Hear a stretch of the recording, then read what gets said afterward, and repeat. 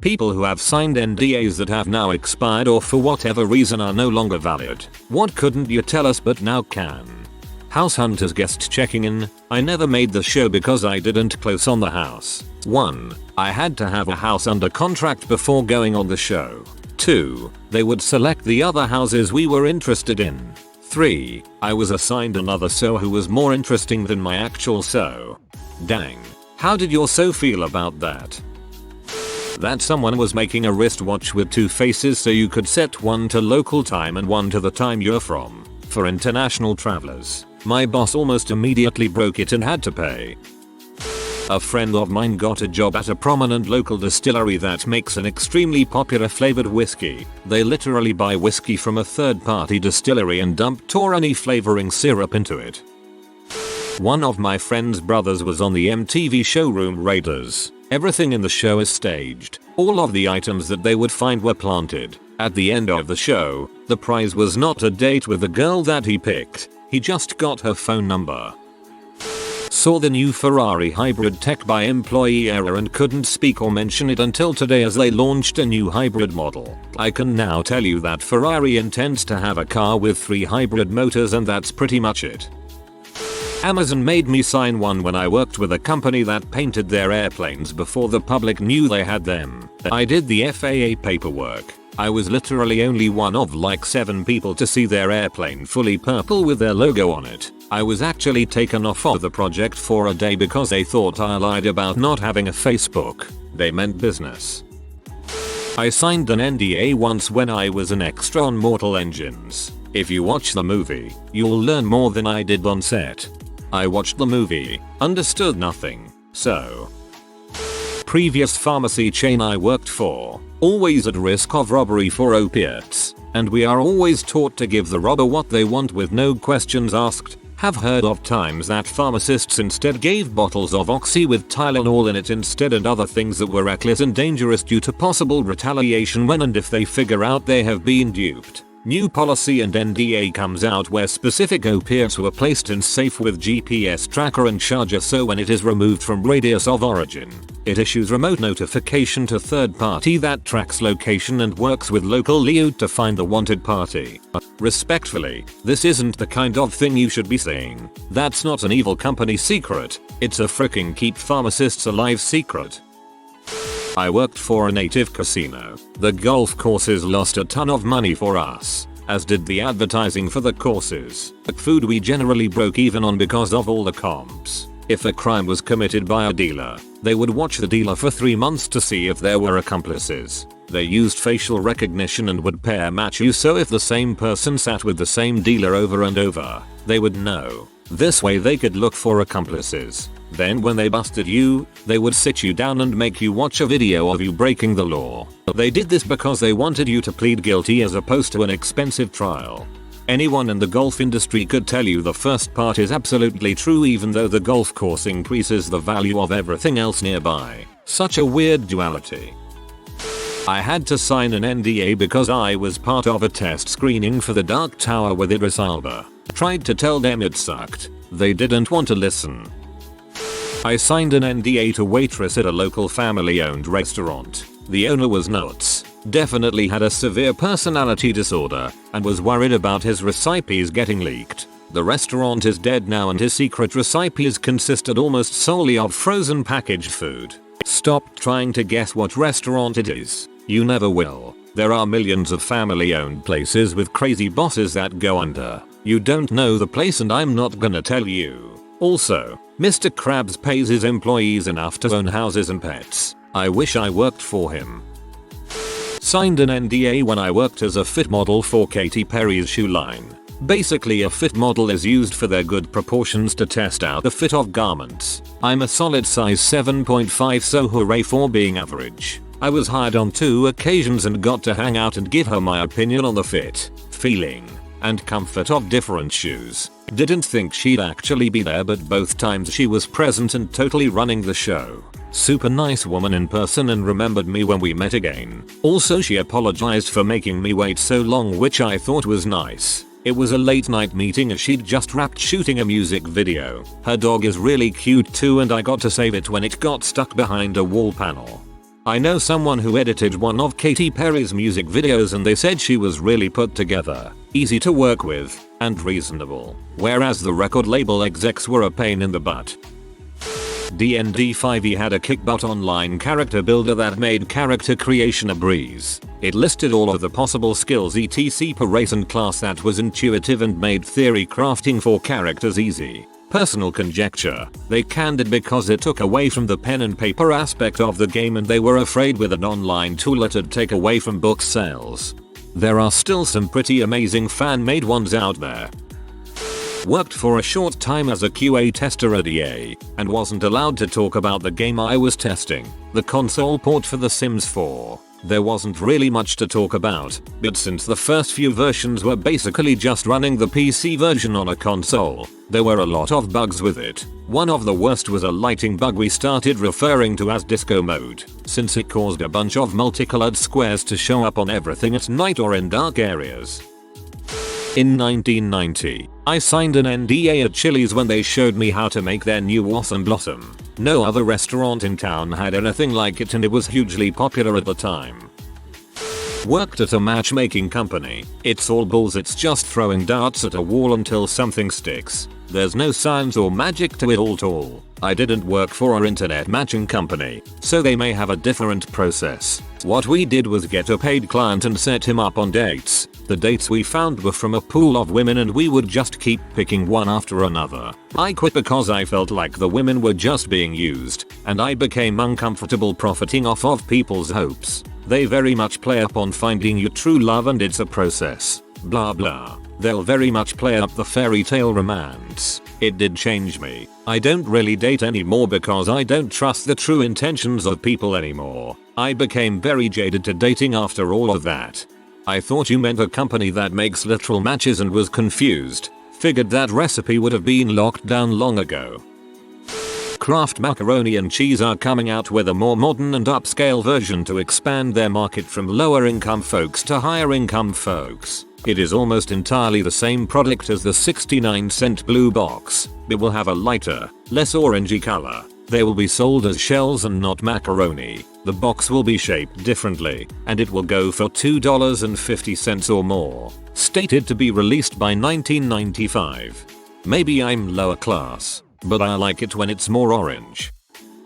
A certain global conferencing company still saves passwords for their web products in plain text. Any, and I mean any, employee that works there can see the password. My password there was not my pass, you idiot, because I know other people would see it eventually, and they'd even laugh about it. Also, we once discovered that our main conferencing software was letting you sign in regardless of the password you entered, meaning you could sign in with any email address. Once we brought it up, we first were immediately stonewalled and told not to say anything about it in written format. TLDR. They had the dev team and legal on a conference call and they decided it was best to just keep it quiet until they fixed it later that day. No client was to be notified of the issue, and the ones that knew of it were basically given a runaround until they gave up. They also added call spoofing to the software. They called it something fancier, but it was call spoofing. You could make a call and make it appear from any number you wanted. My team raised this concern many times, but were counted with no one will actually use it for that. That place was a goldmine of security risks. Good ole go-to meeting. There is going to be a Capri Sun sports flavor in roughly 2003. I was a taste tester for Kraft Foods when I was 10. We didn't sign an NDA but it was supposed to be a secret. They expected you to share it with all your friends to generate grassroots hype. You failed them. Sony got hacked over that North Korea movie because of a 5-year-old account they didn't delete or monitor from an ex-employee. Mini Cooper BMW replaced our car because the high-pressure fuel pump failed 6 times within 6 months. However, the recorded reason for the replacement of the car was because of stained interior from dirty mechanic hands, so it wasn't replaced via the lemon law. I was on a documentary show on a prestigious documentary network before they turned into reality trash. The camera crew staged crap, managed to start fights among us, filmed it all, and the stuff that they said would never be aired, that they were filming to track various metrics of health, Yeah, aired. With commentary. I got called terrible things when the show aired. Got death threats. And according to the very broad terms of the DNA, I could defend myself online. It was such balls. Had to sign one for a court show I went on. The people who approached me and worked with me for the show were sweet and supportive. Deceptively, I think now. The judge was an butthole who ignored my evidence and called me names on TV. It was honestly a traumatic experience. And I got threats and insults too. Those shitshows should be banned. Back in the 1990s, some universities and colleges got pre-screening of movies before they went out for the general public. You just had to sign an NDA that lapsed when the movie got released to the public. This is how I saw the original Scream movie 6 months before the rest of the general public. Shorter documentary about an episode of Extreme Homemaker. Couldn't talk about it until it was announced to the family and local community. Advance movie screenings. One for 30 minutes or less and this is the end. I was aware of the April Fool's joke that happened to promote the movie. I was in the first test screening audience for John Wick 3, and I think the NDA has expired since the movie is now out. The visual effects were still unfinished, and several scenes had just placeholder cards that described what occurred in the missing scene. It was really interesting being able to see the animal handlers running along with the animals, wearing full body black spandex suits, before they were digitally deleted from the final film. I thought it was really interesting and it's just not something you'd think about being there. My old company I sold mattresses for are still the most overpriced places ever and heavily rely on having their own exclusive beds so they can't price match. I've sold one for nearly half price and still made decent commission. Also, the exclusive beds they sell are exactly the same as the ones in other places, but maybe just rearrange the foam cushions or just got them in different colors and that's it. But they'll be priced an extra few $100. We were told that Tempur-Pedic messed up and that's why they dropped them as a vendor, when in all reality, the company made demands and Tempur-Sealy refused to screw over their other customers and dropped the contract. We sold clearance beds. We had to say they were overstocks, floor models that never made it to the floors, rejected deliveries, etc. Truth is, sure, a handful were floor models, but 95% of them were returns that people slept on for a minimum of 30 days. And no, they were never cleaned, just sprayed with what's essentially an industrial version of a knockoff Lysol with reduced scent so it's not obvious. IDK how they haven't gotten caught by the health department yet. And finally, if you go to a mattress place for a new bed, don't go for anything priced less than $1K. They're crap. Instead, find a $1,200 one and haggle them down to about $7,800. You're welcome. I hope this doesn't get buried, because after reading a lot of these, I feel like it's important. An NDA isn't enforceable if you had to sign it to keep your job. Basically, a contract is to benefit both parties. It's called consideration. Continued employment doesn't rise to that level. A raise would, but just saying sign this to keep your job wouldn't fly. So if you're ever in that situation at work, you should refuse. I mean, if the company wants you to sign an NDA, they probably won't fire you and incentivize you to run around telling everybody what they want to keep secret. You'd be in a position to negotiate, as you should. Contracts are supposed to be mutually beneficial. Also, no one can make you sign a contract, ever. If you see something fricked up happen, and you want to tell people about it, there's nothing anyone can do to actually stop you if you don't sign an NDA, which you don't have to do. As long as they don't kill me. I work in the entertainment industry. Have to sign NDAs for everything. Also with some celebs' personal and professional encounters. Saw movies like It and Thor, Ragnarok well before release. Marvel has very intense NDAs. My dad knows how Thomas's English muffins get their nooks and crannies but he won't tell me. He stopped working there 30 years ago. I work tech conferences so I have to sign, agree to NDAs all the time. I saw the Google Chromecast before the public did. Chromebooks, phones, Apple phones, MacBooks, Nvidia Shield, even some games like Call of Duty, Titanfall, and have sat in some meetings with the world's richest 0.01% or fundraisers with celebrities. Most of the time it's boring. The best one I can remember was meeting Robin Williams. He was at fundraiser for the local zoo. The biggest donor got to spend the day with just Robin in the zoo and name their new baby tiger. So I mic up Robin. He jumps up on stage and says, let's start the bidding on naming the new baby tiger. Come on folks, think about it. How many times do you get to officially name a P? If I remember correctly, the highest bidder got into a bidding war. Robin is running around getting the crowd pumped up and laughing their asses off as only Robin could do, and the highest bid ended around $50,000. It was one of the most memorable and fun things I've ever got to do at an event, was work with Magnificent Man. I signed the NDA to get to beta test Far Cry 5. I couldn't say anything about the game, including graphics, frame rates, etc. Every game had an id watermark so that if I screenshotted it, it would get back to me. Anyways, the actual game speaks for itself. It was my first job out of college, working for a major private jet company. I had to keep secret their next new planes while working on ads for them. Very fun time, and it was awesome being on the in crowd.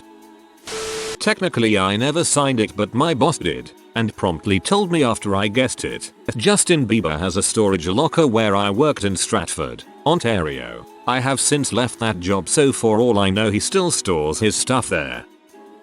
I handled data for Air Force One, space shuttles, Iraq and Afghan air bases, etc. Even code on the new Gerald Ford aircraft carriers. There is really nothing to tell. I use my real name, which matches my LinkedIn. There is nothing interesting to share. The only thing I found was magnetic disturbances in airports in Florida, and that is 100% real. When I worked at a Hyundai dealer, I signed an NDA agreeing not to release information regarding things Hyundai intends to keep secret. The closest thing I have to share is that there is a new Elantra called the Elantra GTN line, and it's not a secret. I just didn't know it was a thing until I PDI'd it. Do know by Hyundai. Go get a Civic. Dell closed all of their in-person kiosk locations in order to get the money to fire the CEO they put in because no one bothered vetting his contract, allowing him to adjust his own pay rate to whatever he wanted, and could only be fired with a $40 million golden parachute bonus. So their choice was to either come up with $40 million ASAP to fire him, or go completely bankrupt the very next pay period. So yeah, Dell was almost bankrupted within a single week due to a pirate CEO. That is to be an urban legend. There are laws specifically designed to protect against people sneaking wacky crap into contracts. I signed an NDA as a beta tester for Dragon Age Inquisition, but like post-release beta testing, just fans testing new updates to find bugs before they got sent out. We were absolutely not allowed to mention anything about the content, even though it was just basic crap like reworked combat abilities. You had to apply to get in though, so I thought it was pretty cool I got chosen. To be clear, this was not a paid position and was essentially volunteer work done remotely by a bunch of fans. We were provided a beta copy of the game through Origin and posted any bugs or feedback to a private sub-forum on the old BioWare forum.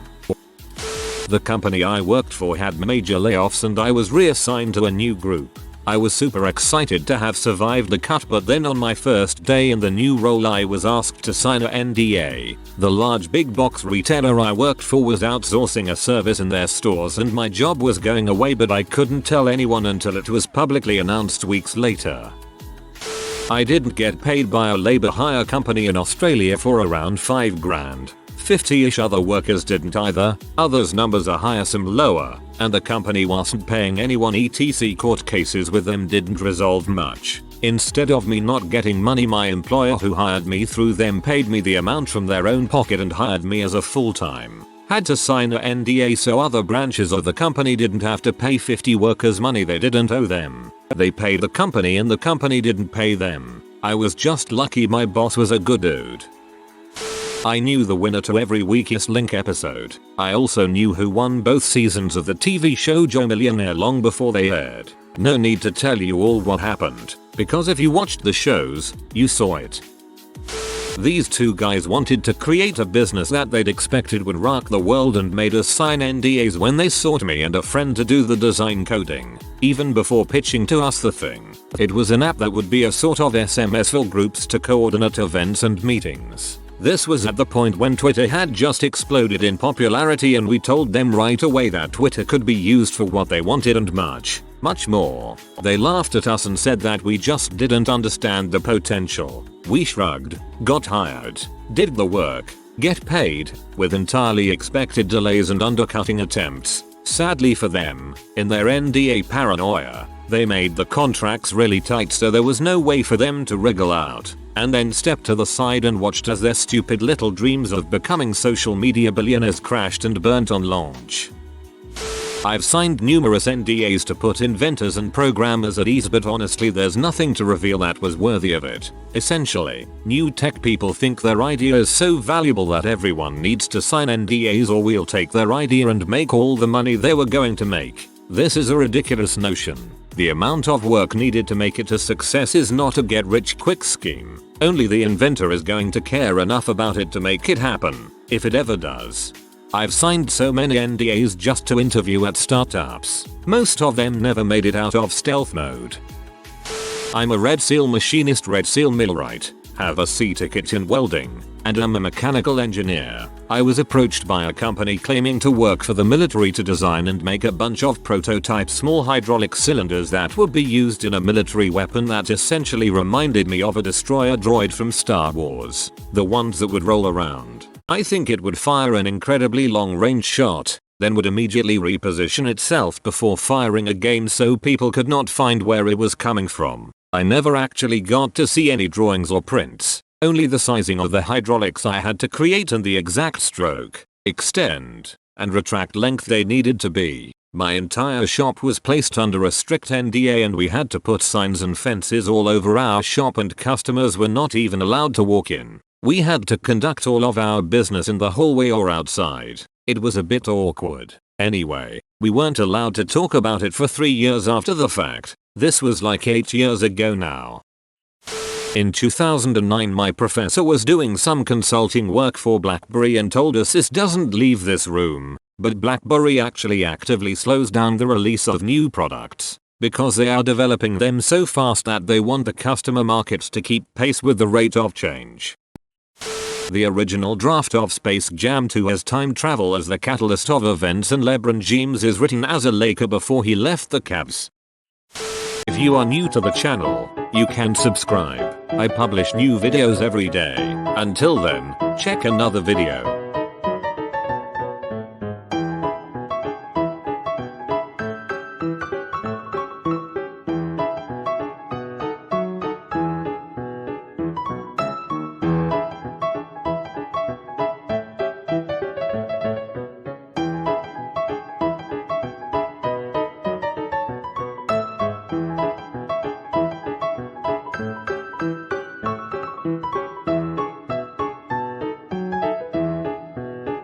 Bye for now.